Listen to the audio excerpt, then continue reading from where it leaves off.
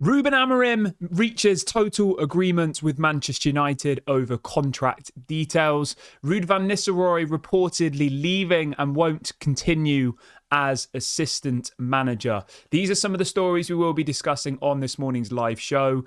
Please make sure to drop a like on today's video if you haven't already. Let's try and see 500 likes on this episode. And if this is your first time watching, please also subscribe to the channel. We're very close to 40,000 subscribers, so please go and do that right now if you haven't already.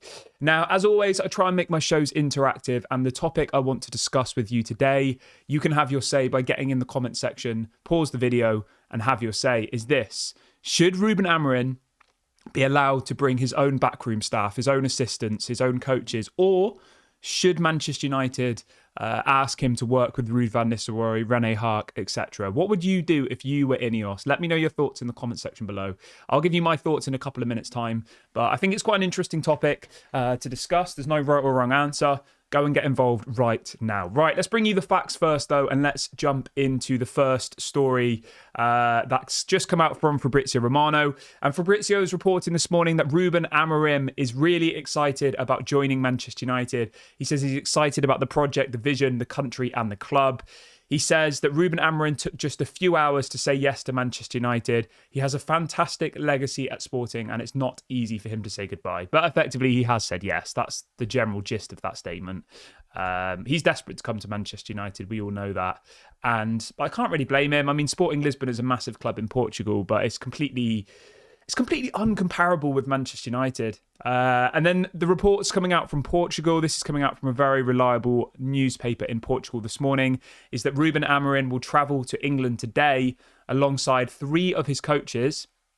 And then it lists the names of the coaches that he will be bringing. Obviously, as I said, make sure you let me know your thoughts. Should he be allowed to bring his own coaches, or should we ask him to work alongside Ruud van Nistelrooy? Let me know your thoughts on that in the comment section below. And then we also have another story here from Fabrizio Romano. And he is reporting that, he says, breaking news. He says that Amorim has now said yes to the project, to the proposal, and to the contract. He says Sporting have confirmed formally that Manchester United have triggered the €10 million exit clause. He then goes on to say that it is a here we go. So there you go. Keeping on the topic of the backroom staff, because I wanted to talk a little bit about this. Obviously, I asked you to have your say a couple of minutes ago. In my opinion, he should 100% be allowed to bring his own backroom staff. I think in the past, I think we did it under Mourinho, didn't we? Where we brought him in, but we only allowed him to bring in like a couple of people. We should 100% let Ruben Amorim bring in the people that he's worked with at Sporting Lisbon, in my opinion, because otherwise it's just not the same, is it? Like, you should give him the tools to succeed. If you bring him in and then say, oh, you have to work with René Haak, you have to work with Ruud van Nistelrooy, like, that doesn't make sense to me. And I think personally that sounds like you're setting him up for failure, because you know what will happen if the results start going badly. Murmurs will come out saying that René Haak and Ruud van Nistelrooy weren't his picks and all the rest of it. Like, it needs to be a clean slate. Get rid of all of those people. Get rid of the medical department. Let Ruben Amorim have his whole team that he's worked with at Sporting Lisbon. You know, the medical people, the coaches, the assistant manager. It needs to be a complete overhaul. Otherwise, it's just the same, really, isn't it? Because the thing a lot of people seem to forget, and this was obviously the case under Ole Gunnar Solskjaer, a lot of the time the managers, I don't know in the case of Ruben Amorim, but with Erik ten Hag, apparently it was actually René Haak and Ruud van Nistelrooy who were taking the training sessions this season. So Erik ten Hag wasn't actually doing the training. He would pick the tactics and he'd pick the starting 11, but he wouldn't actually be in the training sessions apparently. So it's like the assistant managers are really, really important now, because a lot of the time managers are so busy that they'll delegate training sessions to the coaches and to the manager, to the assistants, right? So, you know, if this is a similar case here with Ruben Amorim, you want him to be able to have his team who already know exactly how he wants to play. If he joins and he's then having to explain to Ruud van Nistelrooy what his style of play is, how he wants him to play, like, Ruud van Nistelrooy will be learning, wouldn't he? Like, it just doesn't make sense. So I fully endorse, and I'm not, going to sit here and scream, get rid of Ruud van Nistelrooy. It's nothing to do with Ruud van Nistelrooy. It's to do with giving Ruben Amorim the best possible tools to succeed at Manchester United. That same story from the Portuguese outlet this morning is reporting that apparently Sporting Lisbon are demanding €5 million in order for the coaching staff to move alongside Ruben Amorim. So we have to pay 10 million euros as an exit clause for Ruben Amorim, okay? And then we also have to pay an additional 5 million euros to Sporting Lisbon so we can take all their coaches. I mean, 5 million euros is a lot of money, don't get me wrong. To me or you, 5 million euros is a hell of a lot of money. But I think in the grand scheme of things, as I said, you want to give him the best opportunity, the best tools to succeed. And if giving Sporting Lisbon 5 million euros is the way to bring in their coaches, then you have to do that, don't they? Because I was reading yesterday, apparently Ruben Amorim has worked with the same coaches ever since he was the manager of Braga. He's had the same coaches for like 5 or 6 years, the same people around him.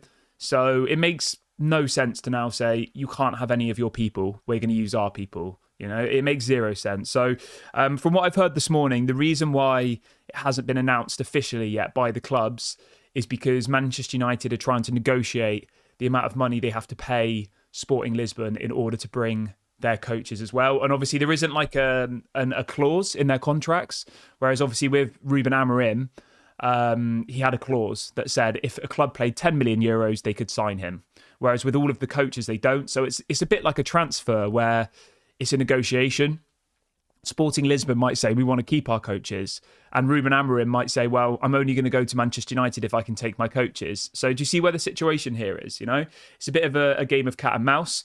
And that's apparently why it hasn't been officially announced. Ryan, who's been a member for 3 months, says he should be able to bring all of his own backroom staff who he works with. I don't care about Ten Hag staff. Fair enough. I would agree with you, mate. I would. I think, I think he has to bring his own staff. So yeah, thank you for your support of the channel. And I definitely agree with you 100% there, to be honest. I really, really do. Now, will he be in power for the game against Chelsea on Sunday? That's the big question. Let me know what you think about that. Apparently Sporting Lisbon have got a Portuguese league game on Friday, and there are some people saying that apparently he might manage that game on Friday for Sporting Lisbon. Let me have a look at the fixtures. Let me see. So we've obviously got Chelsea on Sunday, right? Which I actually personally think is a good game to be his first game. And the reason for that is no one's going to have any expectations against Chelsea. If he's managing against Chelsea, no one's going to sit here and be like, oh, we should beat them 4-0. If he gets a win, it will be absolutely phenomenal. I think if he loses, I don't think people would be that upset because he'd probably only done 1 or 2 training sessions. If you look after the Chelsea game, you've obviously got PAOK next week, and then you've got Leicester City. So there's quite a few games in this kind of little run here. We've got 4 games in the next 10 days. So it's a really, really busy run for Manchester United. And ideally, we do want him in place for that little run. Obviously, after the Leicester game, there is a 2-week international break. So, I mean, does he come after the international break? I would be quite disappointed if that happened, to be honest. But arguably, obviously, we do have Ruud van Nistelrooy. He is in place. He can manage the games until Ruben Amorim is officially announced and all the rest of it. But I'd be interested to see what you guys think. In relation to Ruud van Nistelrooy, the stories coming out this morning are suggesting that apparently Ruud van Nistelrooy will be leaving Manchester United. I think that was kind of to be expected, to be honest. And some people are even saying that they felt like he should have left alongside Erik ten Hag. All of this blame got put on Erik ten Hag. All of this hate was put towards Erik ten Hag. But let's not forget, right? Last season, there was no Ruud van Nistelrooy here. Ruud van Nistelrooy comes in as the assistant manager, and we're now 14th.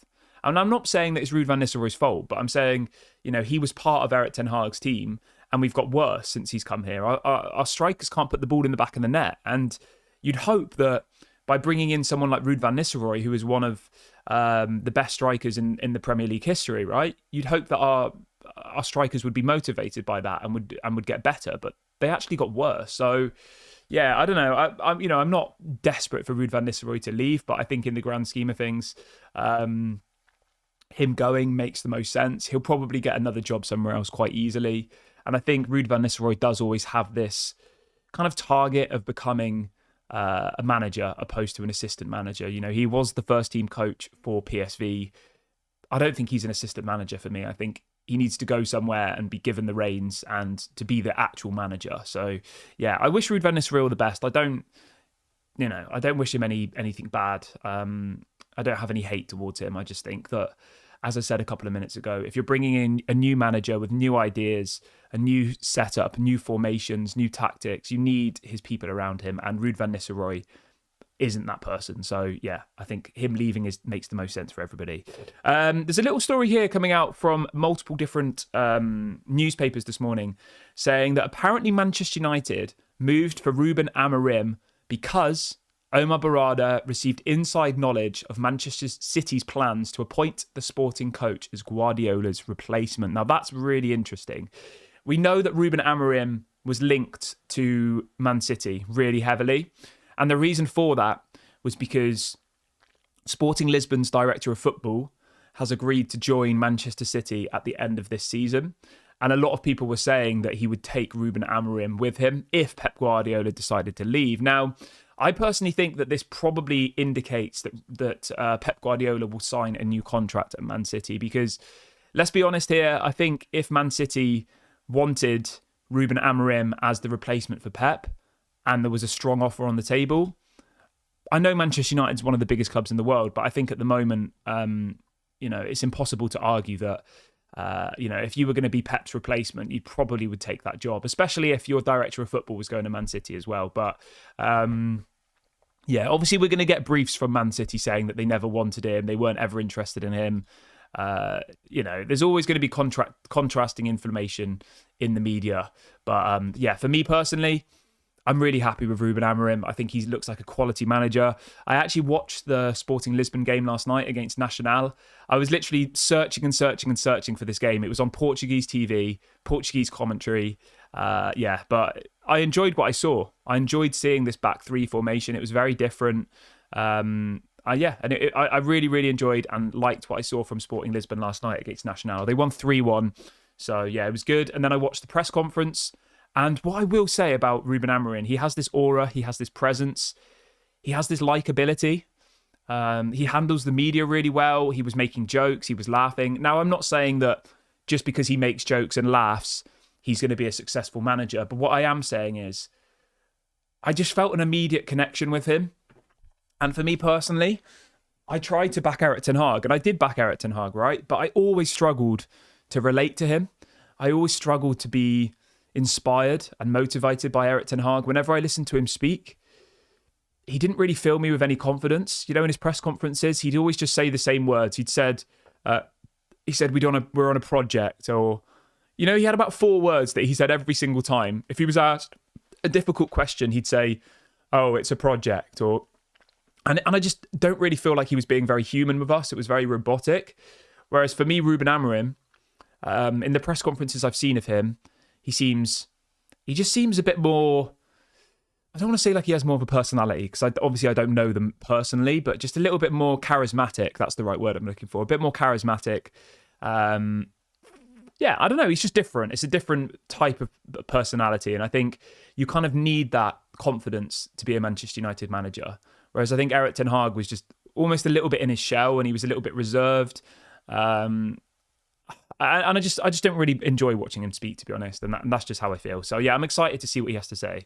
Manu for Golden Boy says, Ruben Amorim seems like a really nice guy and outgoing, very good with the media and socially excellent, perfect fit for Manchester United. Yeah, I agree. Somebody says, you people will chase Amorim out after 2 years. I never chased Ten Hag out, mate, so I don't know who you're talking to.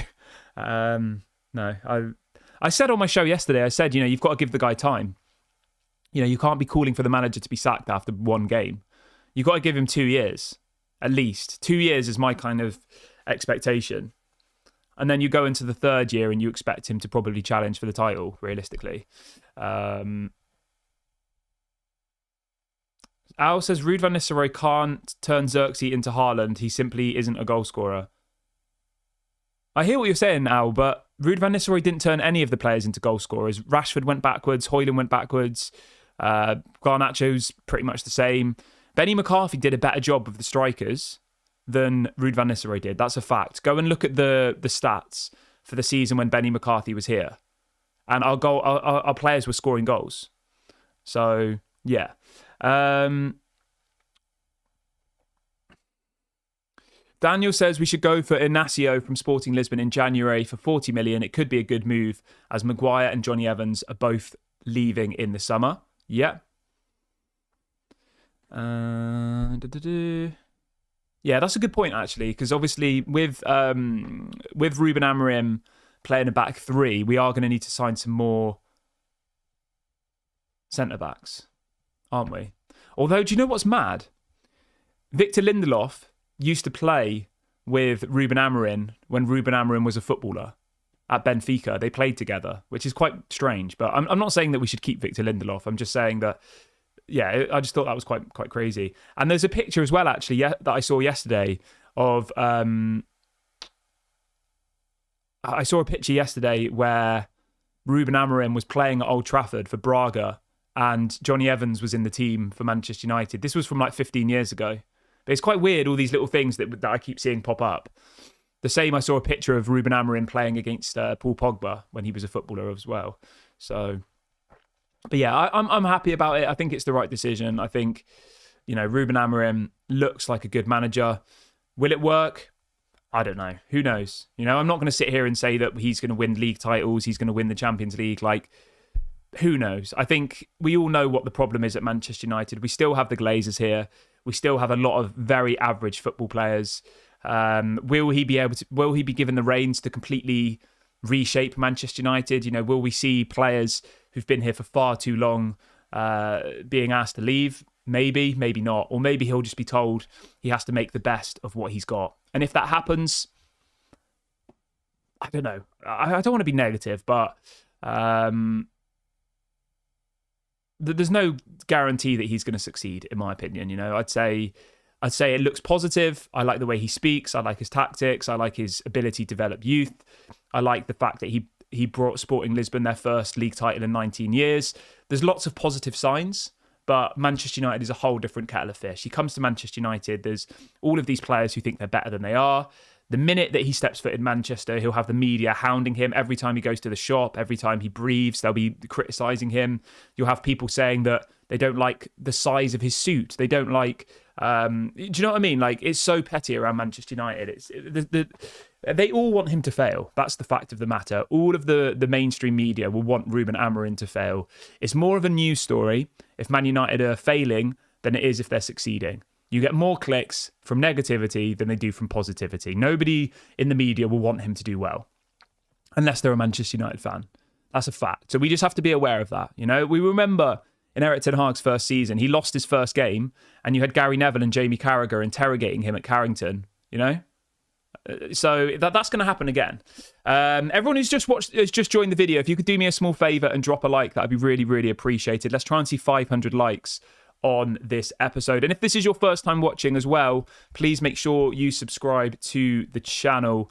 We're very, very close to 40,000 subscribers. So if you haven't subscribed yet, please go and do that right now. I've just dropped a link into the chat. Go and do that right now. Let's see what people are saying in the comments section today. We do have a little poll running on the show this morning, actually. And the question is this: is Ruben Amorim the right man for the job? 91% of people say yes and 9% of people say no. All the people who say no, I'd love to know who your pick was. Let me know. I'm really interested. So, yeah. Let's see what people are saying in the comments today, though. Somebody says, we wish you all the best, Ruben Amorim. We are with you. Win, lose, always united. That's a nice message. Thank you for that.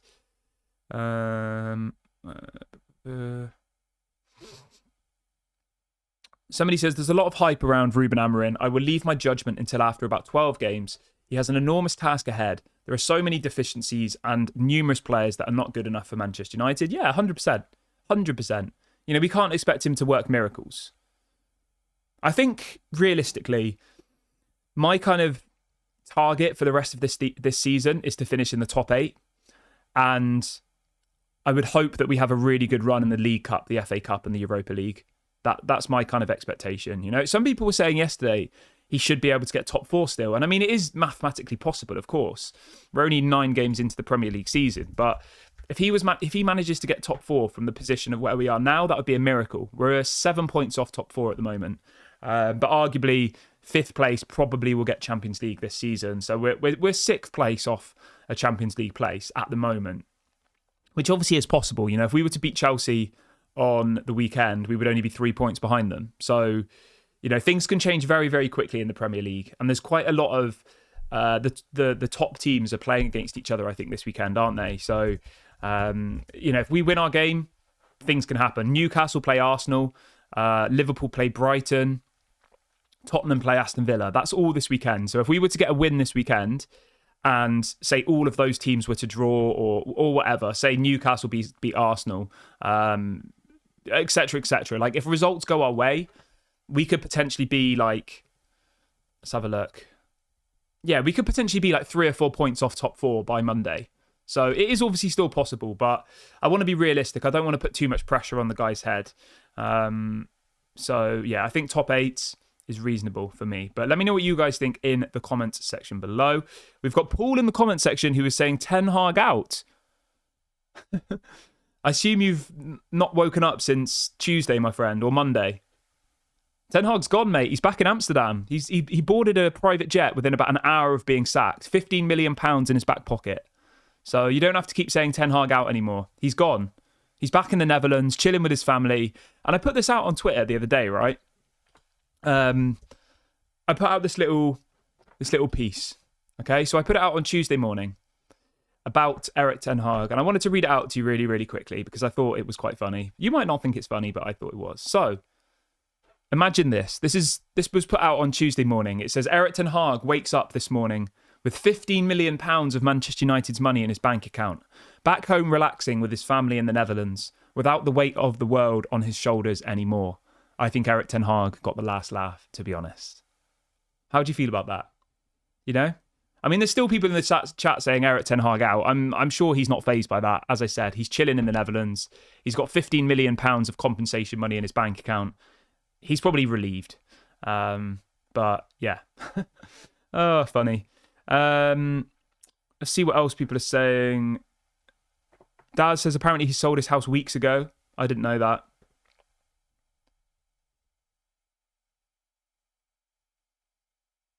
Ali says, at least now I'm looking forward to watching our matches. Yeah, that's fair. I know what you mean. It did get to a point with Ten Hag where I was starting to... What's the word? I was starting to not enjoy the fact of watching Manchester United, which is sad. Somebody in the chat saying we should go for Unai Emery.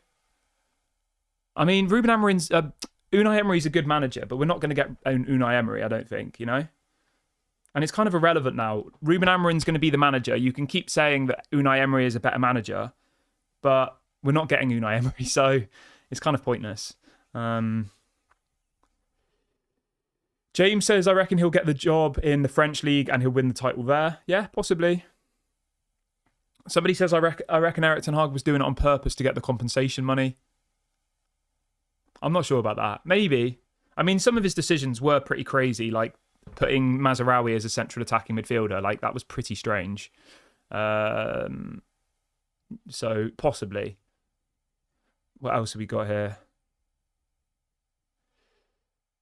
Nigel says, whoever Manchester United bring in as the manager, some people will be crying about it. Yeah, I mean, that's kind of fair. There's always going to be criticism, you know? And as I said, the media are always going to...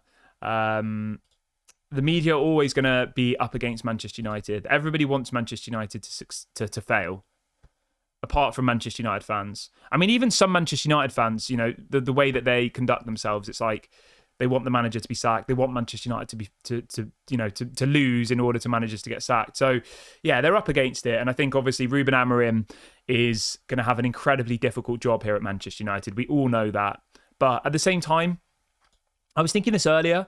I saw Sky Sports are already saying that it's extremely risky for Ruben Amorim to be coming to Manchester United. And The Guardian was saying that it's extremely risky and this, that and the other. I mean, is it really? We haven't won a Premier League title in over 10 years. Does anybody really expect us to win the Premier League this year, next year? I mean, I don't. The mainstream media will say, oh, Manchester United should be here, should be there. I mean, we haven't been there, i.e. at the top, for over a decade. So I don't really know why we're spoken about in this same conversation anymore, to be honest. Leicester City won the Premier League more recently than we did.